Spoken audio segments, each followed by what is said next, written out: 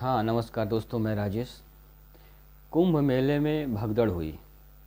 29 तारीख को भगदड़ हुई थी और ये रात में 1 से 2 बजे के बीच हुई थी और उसमें बहुत सारे लोग मारे गए हैं।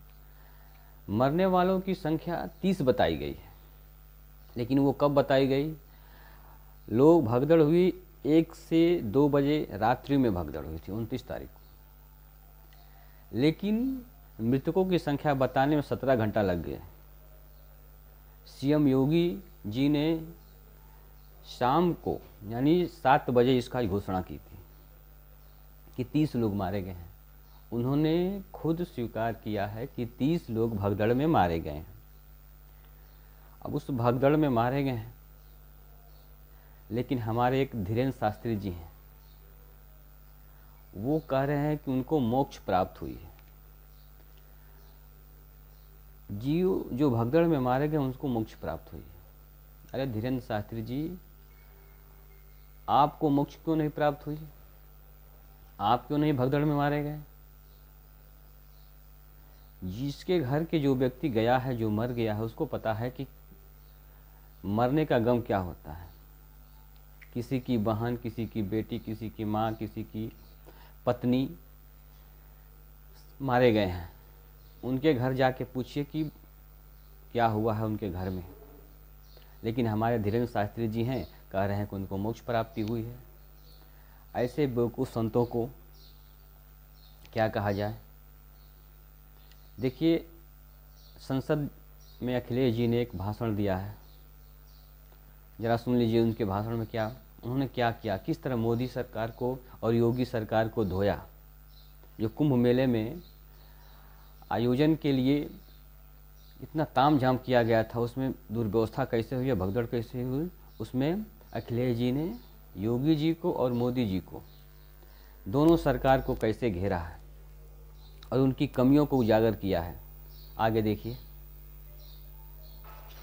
सीसीटीवी, ड्रोन, लाइव स्ट्रीमिंग के आधार पर जिनका दावा था कि वो डिजिटल कुंभ करा रहे हैं, वो मृतकों की डिजिट नहीं दे पा रहे हैं। लेकिन भाजपा के राज में ये सनातन परंपरा टूट गई।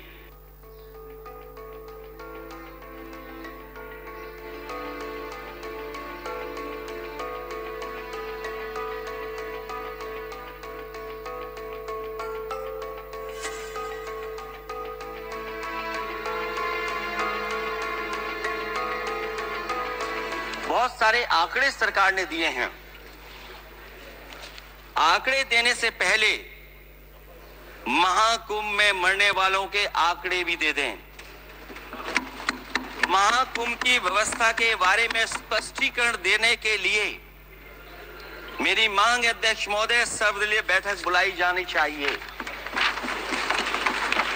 महाकुंभ आपदा प्रबंधन व खोया पाया केंद्र की जिम्मेदारी सेना को दी जाए। महाकुंभ हादसे के शिकार लोगों की मृत्यु, घायलों का इलाज, दवाइयों, डॉक्टर, भोजन पानी, परिवहन की उपलब्धता का आंकड़ा संसद में पेश किया जाए। अध्यक्ष महोदय, हम डबल इंजन की सरकार से पूछते हैं, अगर अपराध बोध नहीं था तो आंकड़े दबाए, छिपाए और मिटाए क्यों गए हैं? सच छिपाना और मिटाना भी तो अपराध है। इसका दंड कौन भुगतेगा? अध्यक्ष महोदय, जहां इंतजाम होना चाहिए था वहां प्रचार हो रहा था। एक धार्मिक समागम में डबल इंजन का राजनीतिक प्रचार अशोभनीय है, निंदनीय है। इतने बड़े हादसे के बाद कम से कम अब तो वो होर्डिंग उतरवा देना चाहिए।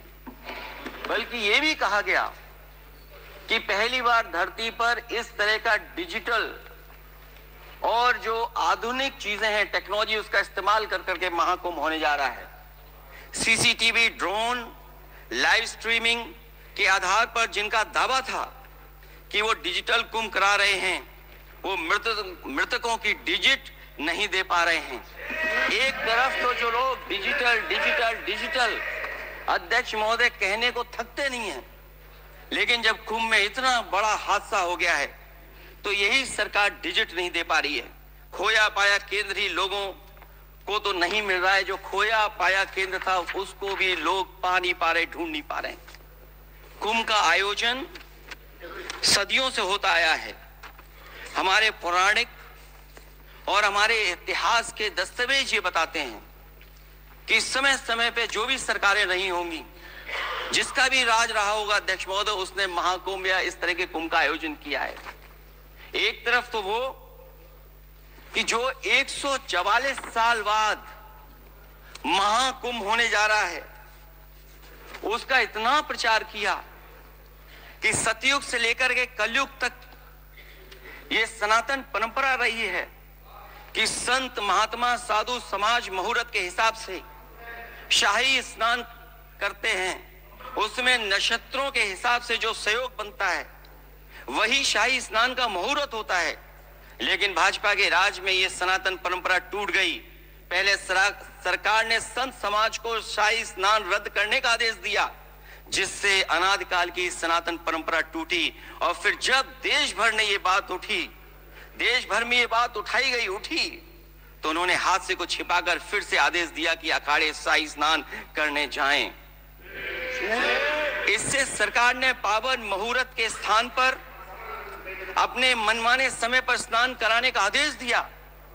बात उस दिन या तिथि की नहीं होती है, बल्कि निश्चित मुहूर्त काल की होती है। ये सनातन परंपरा तोड़कर इन लोगों ने अच्छा नहीं किया। और ये क्या परंपरा टूटी है कि नहीं टूटी है, मैं समझता हूं अध्यक्ष महोदय मुझसे बेहतर सामने वाले ज्यादा जानते होंगे इसके बारे में। और जो लोग अध्यक्ष महोदय, जो हम लोगों ने देखा वहां पर लोग पुण्य